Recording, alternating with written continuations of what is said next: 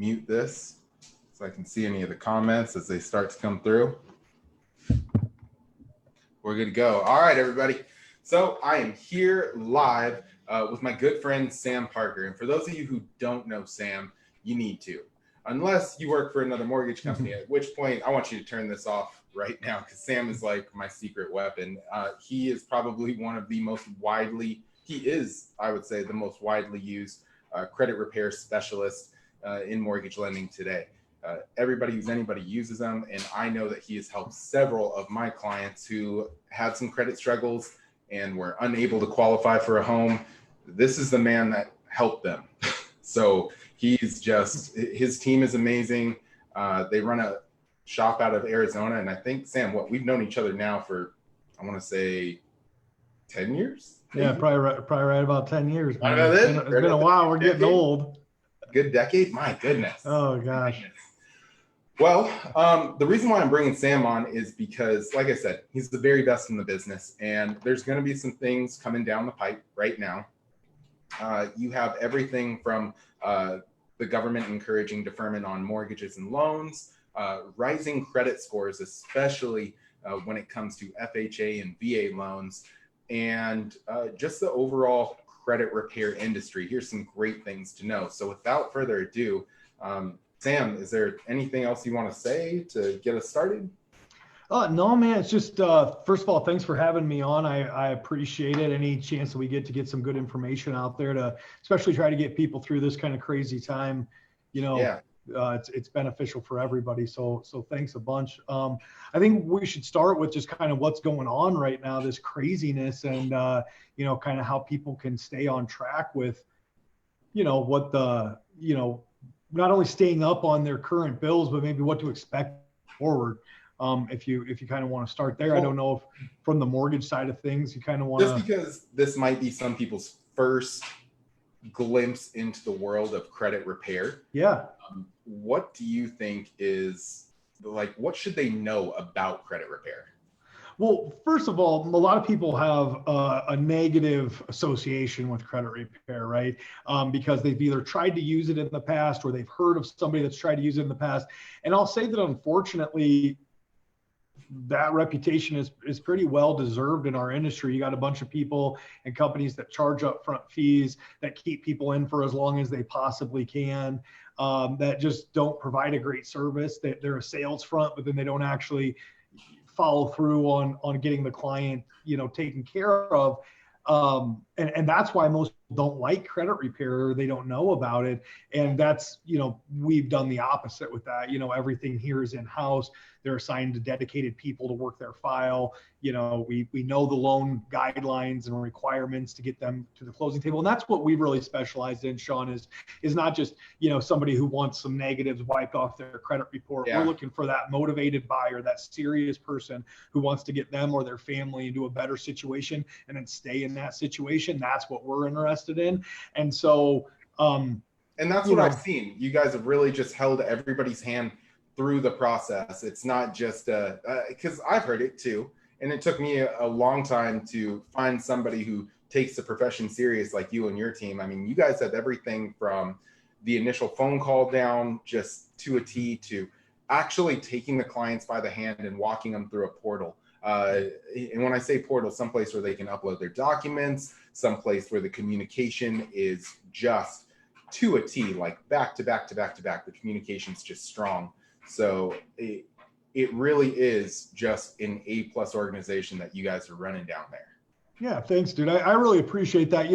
A couple of years ago, I made a decision, and I think that everybody means to do this, but they don't always follow through. And that decision was that we were going to focus on user experience rather than constantly going out and prospecting and trying to get new clients and new clients and new clients and new clients.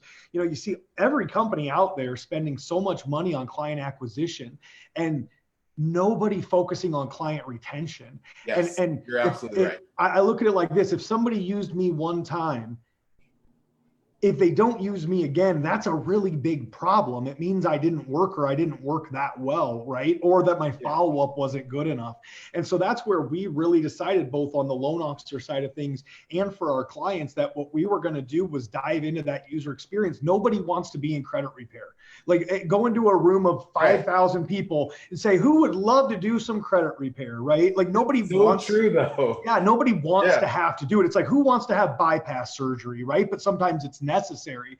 But what you can do is make that experience as pleasurable as possible. Dude, right? it's like going to the dentist, right? Yeah. Like, nobody sits there and is like, hey, I want to get this done to my teeth. But everybody's sure quick to flash that beaming, bright, new, beautiful smile. I mean, here's the thing. Nobody ever wants to go through credit repair. But you know what? You sure love to flash that smile of owning a new home or having a 720. That's it. But you just got to go through some pain at times.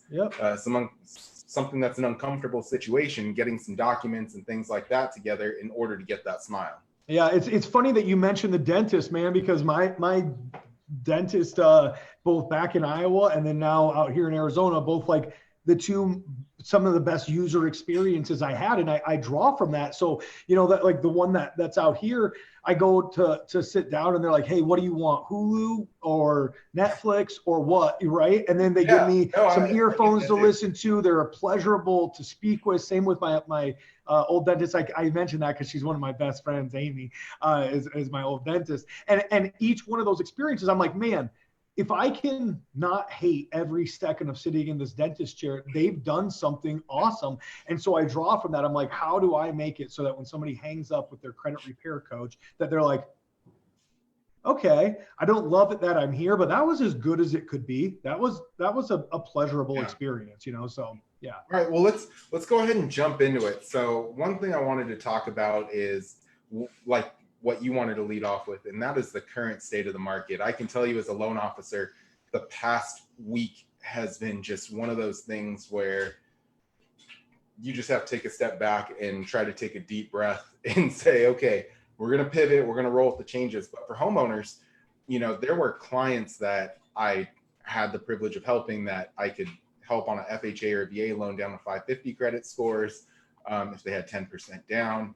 A good portion of them 580 and up. And that is completely changing. Like, that is so, I can't even emphasize enough how that's changing. So with that being said, and credit scores heightening, I mean, what feedback do you have for me there? Yeah, well, there's a couple different things at play here. You got the credit score requirements going up, meaning maybe you could qualify last week with a 620 and now you're going to have a 660 or a 680 to qualify for that same loan. Yeah, I'm seeing the 640, 660 window qualify for a lot of government loan programs. I mean, everybody's different, but sure. And so, there's a lot of people and 620 anymore. Right. There's a lot of people that need anywhere from 40 to 60 points and they need them quick. And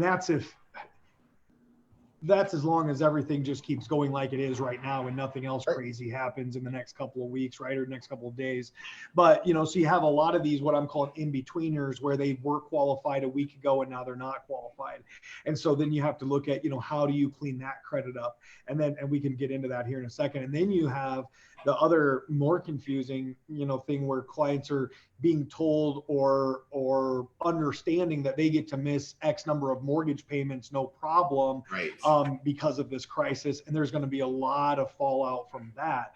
And so let's just kind of dig in. First of all, if somebody is in that situation where they now don't qualify and they did before, and they need 20, 40, 60 points fast. And I got a client right now, 580. Okay. Was qualifying this week, not. So there's two things to look at really if you want fast points, and that's revolving accounts typically, which is credit cards. How are those credit cards being utilized, and are they there? Meaning, if you don't have enough credit cards or credit cards at all, you could really be suffering in terms of credit score. So first and foremost, I look at credit cards. I got to quit touching my face too. And I know, like, don't do when it. I'm on Zooms, I'm just like, I'll put Corona right in my nose, right in there. Just a Corona-free hands. We're at home. We're social. We're physically distancing. We're social. Exactly. Yeah. Exactly. But with credit cards, so let's talk about that because that's the fastest way to get points, right? And what somebody needs to understand is that credit cards, there's different thresholds with what's called your balance to limit ratios, and that's if you take the number, the amount that you're using compared to the limit that you're given, and look at what that ratio is. So if you're using 800 of a $1,000 credit card, you're at an 80% usage. Your balance to limit ratio is 80%. Okay. So you look at those, once you get over 50% of your balance to limit ratio, that account has the potential to hurt you as much or more than it's helping you because of the red flags that it throws up in the credit scoring algorithm, telling that equation that you are overspending, that you're over utilizing, that you're cash poor, right? And so once you go over 50%, if you're leaning on those credit cards, your scores will go down. Same thing when you get over 30%. 30% and below is considered to be in great standing in a balanced limit ratio. 5 to 10% is ideal. You don't want to carry 0% because it's a risk-based model. So you have to show them that you can take risk and that you can be responsible with that risk. So for people out there that are like, well, I have 10 credit cards and I haven't used one of them in a year, or I haven't used a single one of them in over a year, you're not doing yourself any favors. You actually have to use those cards, show responsible behavior and usage with them by making your payments and maintaining that 5 to 10% balance. So if someone wants a quick, solid boost in their inside of their credit score, let me just run this back and see if I'm going to unpack it a little bit and see if I caught everything. So if you're doing 5 to 10% of your balance, so let's say you have $1,000 credit card limit. Okay. Yep. So anything that's 50 to $100, you're using your credit responsibly. Yep. Right. Yep. If you're using more than 300 on that credit, and that's when it reports on the statement, yes. Correct? When the credit provider reports to the credit bureaus. Right. Yes. So if you pay it off every month, that's cool and all, but when the statement issues, yes, that is what they're reporting to the credit bureaus. That is what we have it on there. So that's also a little cheat code for you. If you know when your statement's coming out, make sure you make the payment before the statement comes out. Yeah, exactly. You can call your credit card companies and say, hey, when do you report to credit? And they'll say, on the 22nd of credit, we batch all of our records, or 22nd of the month, we batch all of our credit records. So then you would know that even if your due date's not until the 25th, you want to make that payment on the 20th to make sure that your payments the lower balance shows up. Yeah. Okay. Otherwise, you're waiting at least 30 days. Right. So there's that. So anywhere from on $1,000 credit limit, $50 to $100.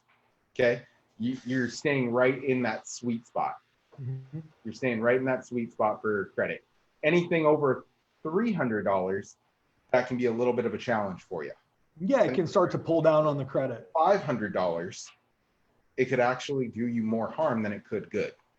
Yeah, depending on how old that credit card is, if you're not getting points from payment history on it, especially if it's a very young card or newer card and you're maxed out on it, it's going to be a real bad situation. Yeah, because you're getting hit on the new credit portion of the credit algorithm, you're getting hit on the balance to limit ratio, and you're not getting any help from the credit history side of things yet. Wow. Yep. Okay, these are all solid tips. So that's really the first thing. I'm just looking at some of my notes on here. What do you have to say regarding like the overall credit repair experience? I mean, if somebody's serious and they want to get their credit scores up and they want to do this, they want to buy a home, what type of timeline are they looking at? I mean, is it a 9-month? Is it a 12-month period? It shouldn't be. I mean, as long as somebody, the question is always, are you as serious about getting your credit fixed as I am about fixing it, right?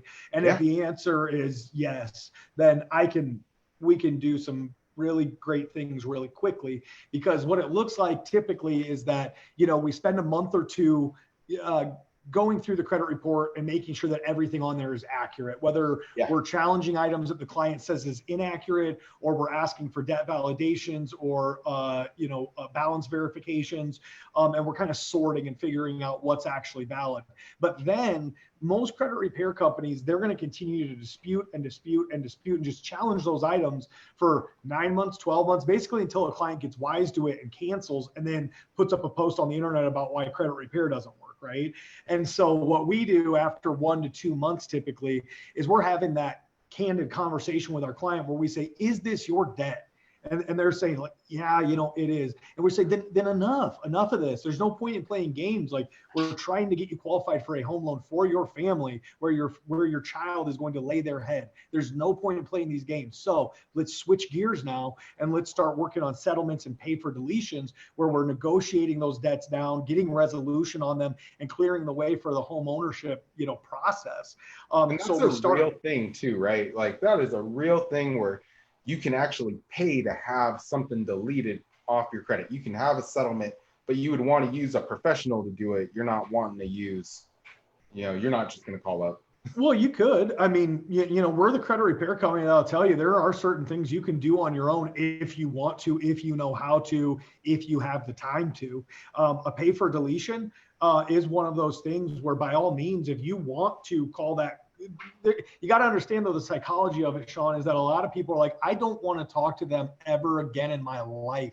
I would rather pay my credit guy $150 to do this one for me, which is what we would charge for a single, pay for deletion negotiation. But what they would do is they would just call that company up. They would say, hey, listen, I owe you money. It's reporting on my credit report. I have X number of dollars to pay you, either the full amount or a settlement amount, but only if you will agree to delete it from credit. And if they say, yes, we will, then you would say, I need that in writing, or I need a recorded phone call if you're cool with that. And then that will flush out the people that aren't being serious. And the reason I say that is because in the past, when a client has tried to negotiate a pay for deletion, on the other side, sometimes you get a collection company that's, I don't know, they're not being honest, and they'll say, yeah, we'll do that. Give us the money. And then you do it. And then you call back up and you're like, yeah, Gerald told me on the 25th that he would do this. And like, well, Gerald doesn't work here anymore. I'm sorry about that, but that's not our policy. They wouldn't have said that, right? No. And yeah. That happens a lot. Oh, so you just, my God. You have to protect yourself in writing. And then that would be a nightmare. Now, I will say this. There are some companies that are like, we're not giving it to you in writing before you make the payment. It's just not our policy.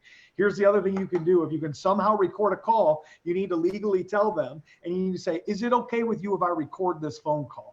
And if they're fine with it, if everything's on the up and up, they'll go, yeah, that's totally fine. And then you're just going to say, hey, what's your name? What's your company? What's the account number that we're talking about? And you're just going to get everything like as if you're trying to get it in writing. Okay, cool. And you just record that phone call. If they're not cool with it, they'll hang up right away, or they'll say, oh no, we couldn't possibly do that. If they don't have a problem, they'll do it. Now, that's if you want to do it. That's how you would do a settlement or a pay for deletion. Yep. But otherwise, we can do it for you. And with our clients, there's a lot of times where it's not just one item, it's several items.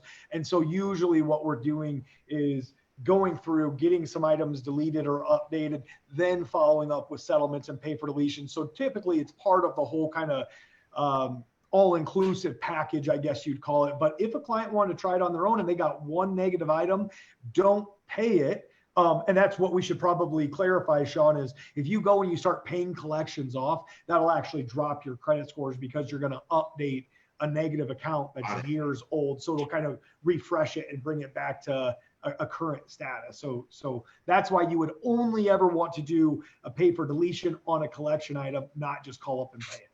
So I guess that brings up the next topic is we're hearing so many things about the government stimulus and possible mortgage forbearance and, stop paying this and this and this for this period of time. Like, it's coming at everybody through the news, through social media. You're the guy who sees 1 million credit reports in a year. You know what this actually does. So with your guidance, your expertise, what do you recommend? You recommend people don't pay it? You recommend people pay it? No, you got to pay it. You pay it until you can't pay it. And then when you can't pay it, you get very communicative very quickly, meaning you cannot assume, and it is not going to happen, that since we're all going through a rough time and that even if you're infected with COVID right now, you're literally sick and coughing right now, you would still have to make your servicer aware that you've been impacted and apply for forbearance or deferment. Okay. It's not going to just happen for you. That being said, even if you were mildly affected by it, you got to understand that the way it's supposed to work and the way that it worked in the past are two different things. So I can tell you the policies that so far we can see have been put in place, and I can tell you how that should shake out. And then I can tell you back in 2008, the way that it was supposed to happen and the way that it ended up in a lot of late pays, foreclosures, and really horrible situations. So I think that we've learned something from, our time 12 years ago, 10 years ago, and how it like devastated credit. But my point is, you pay that mortgage payment and you pay it until you can't pay it, because you don't know how it's going to shake out for sure. But don't think that this is a time where you can just miss a mortgage payment, no big deal. There's a process that would have to happen to qualify you for 100% agree. And I'm so grateful you said that, because a mortgage late is still a mortgage late. If you get a deferment or something like that, it can get a little cloudy on our end. But just because we're in a health crisis does not mean that those servicers, those lenders, those credit card companies, auto loan companies, that doesn't mean that they're not going to still report their data.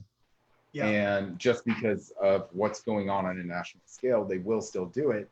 And it takes a lot for the government to intervene inside of the private sector, because I guess the way that I would break it down is, even if the government told me, you know what, you guys need to forgive all your debts and things like that, if you still owe me $20 and I see you in the street, we're gonna have a conversation about the $20, right? And well, they're at the very least, they're going to make it difficult on the credit report. You look at like a bankruptcy situation. And that's what I'm talking about is, I'm still going to reflect on the credit report. Yeah, you look at like a bankruptcy situation, right? And somebody filed bankruptcy, it's been legally discharged, but then on the credit report, either the balance is left or they're sneaky and they leave that 9 rating attached to it. And so that client has to suffer those consequences. So again, there's the way that it should shake out legally, and then there's the way that it does shake out on the credit report. So clients just have to be aware that this is going to be far from a perfect situation. And even if you have been impacted by COVID, the COVID virus, you would still need to call your servicer and say, I'm out of work, or I'm sick, or I can't pay this, and here's why.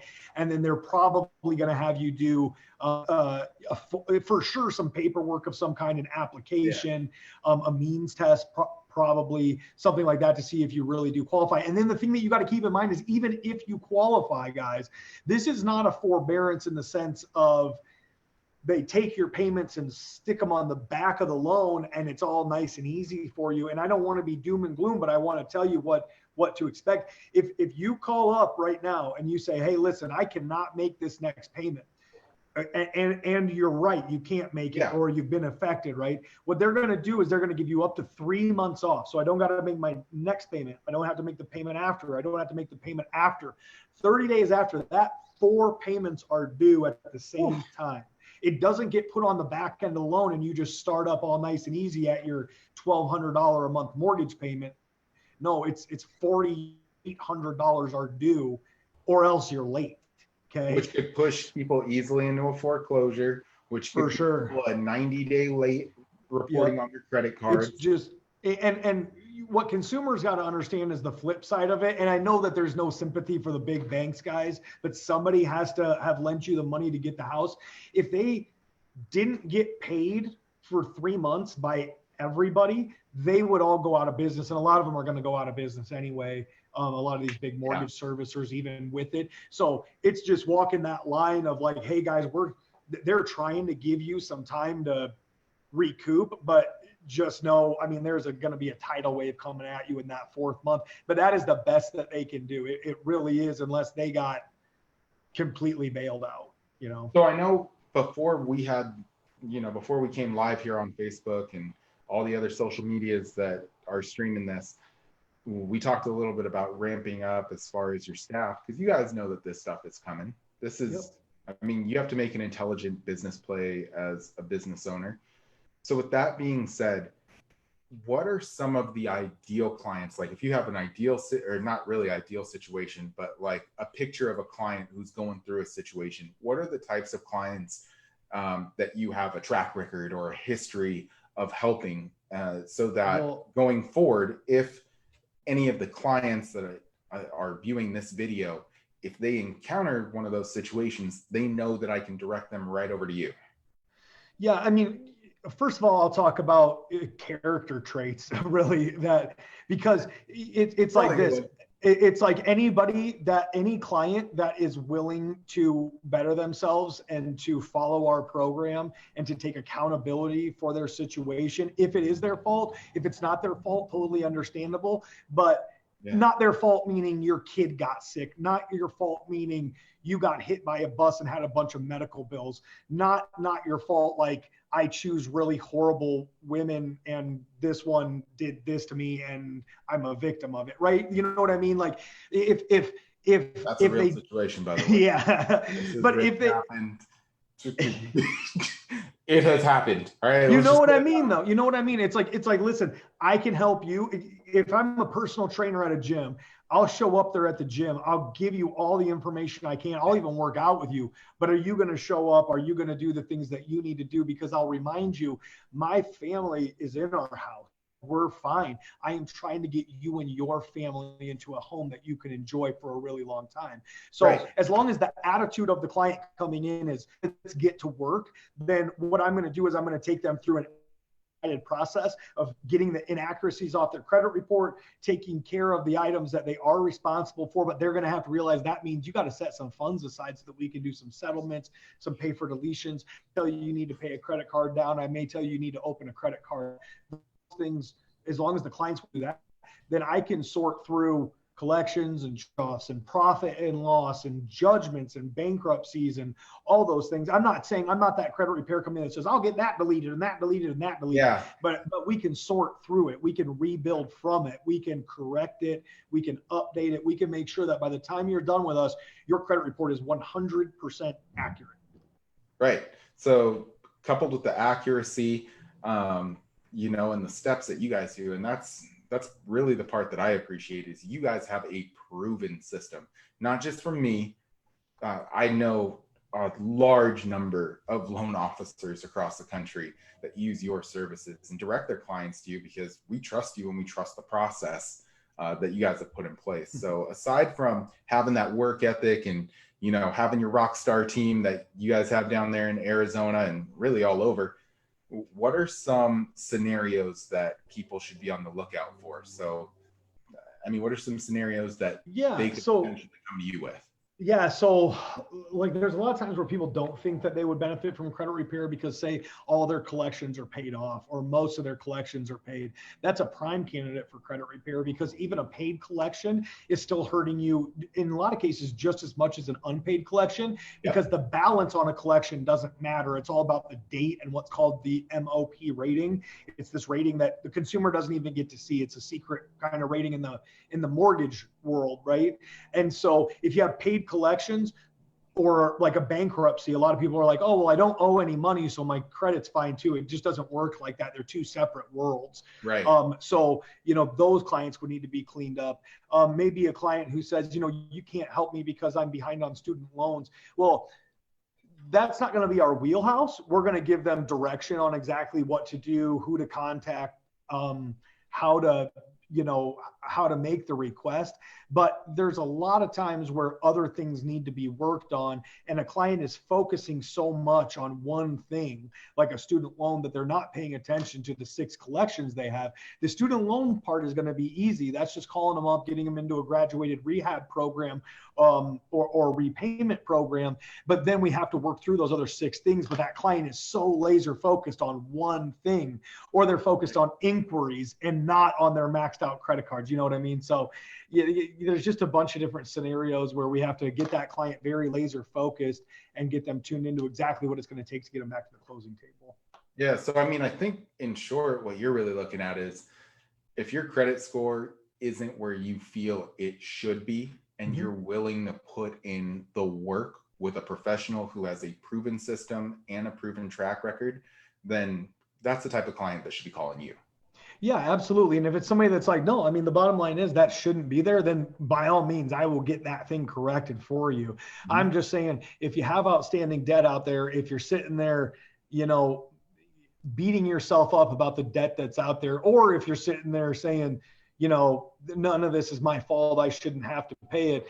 Those are people at two opposite ends of the spectrum. Both of them we need to talk to. One of them, I got to tell you, quit being so hard on yourself. There's a way back. We're going to help you there. One of Yeah. them, I got to say, you need to straighten up and take responsibility. You're not a victim, and I can help you whenever you're ready to act like that.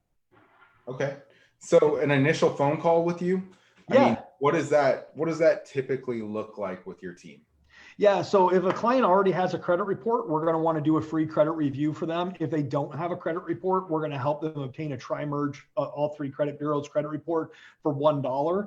We're going to look at that credit report. We're going to make sure that they're a good candidate. We're going to talk to them to, you know, because it's not like a lot of credit repair companies will look at your credit report. And if there's negatives on the credit report, they say that makes you a great candidate because I can take your money and I can charge you something. We're going to make sure you're a great candidate.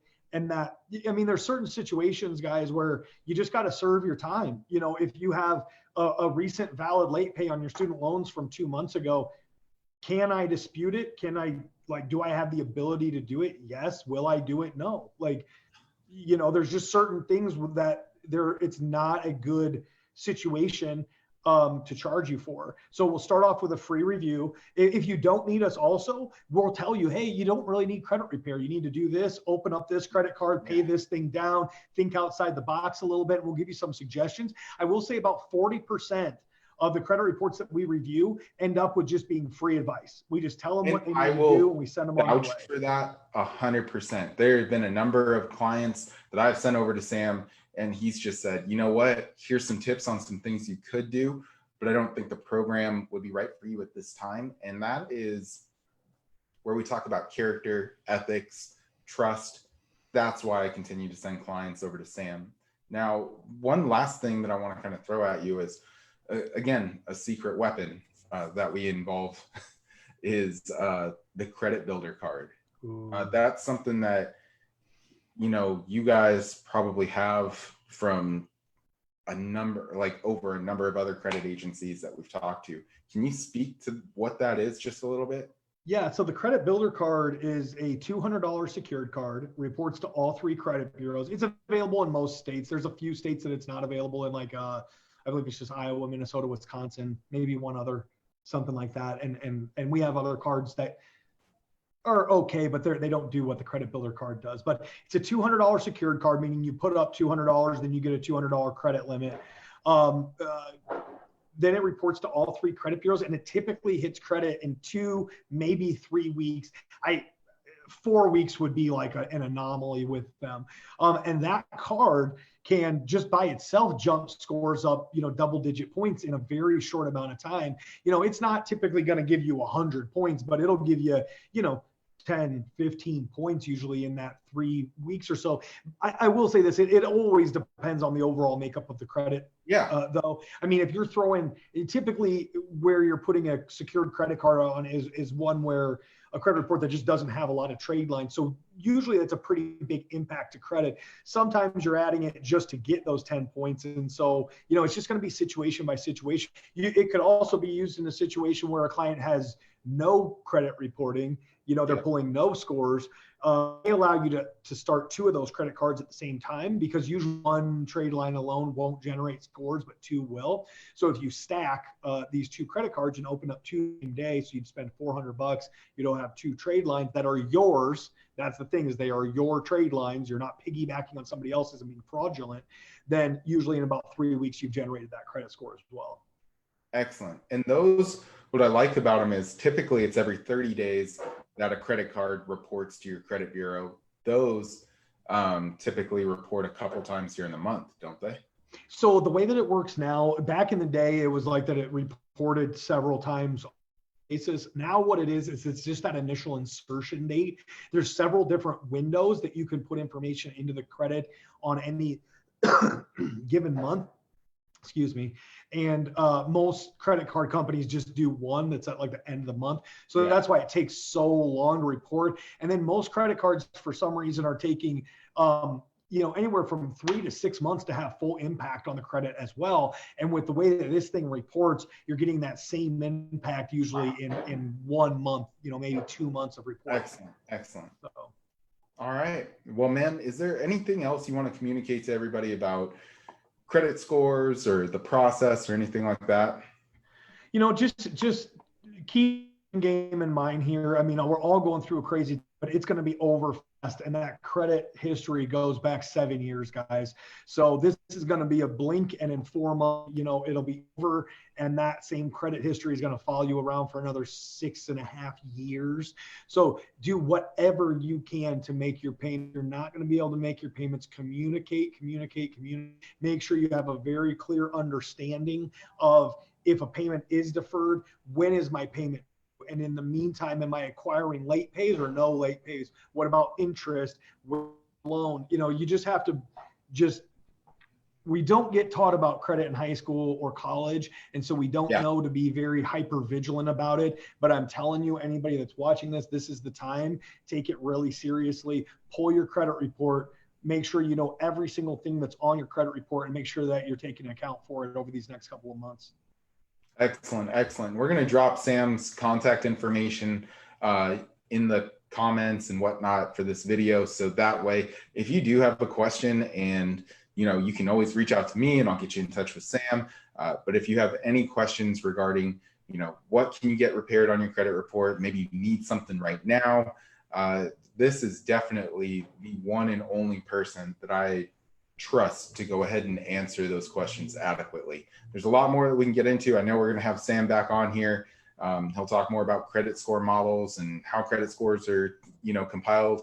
But this is such a valuable piece of information right now. Take this very seriously. If you are thinking about skipping payments, if you are thinking about getting a loan, by the end of this year, know that the credit guidelines are changing. They're changing right now. So making sure that you are fully up to speed on where your credit is and getting your credit score there, which is also very, very possible.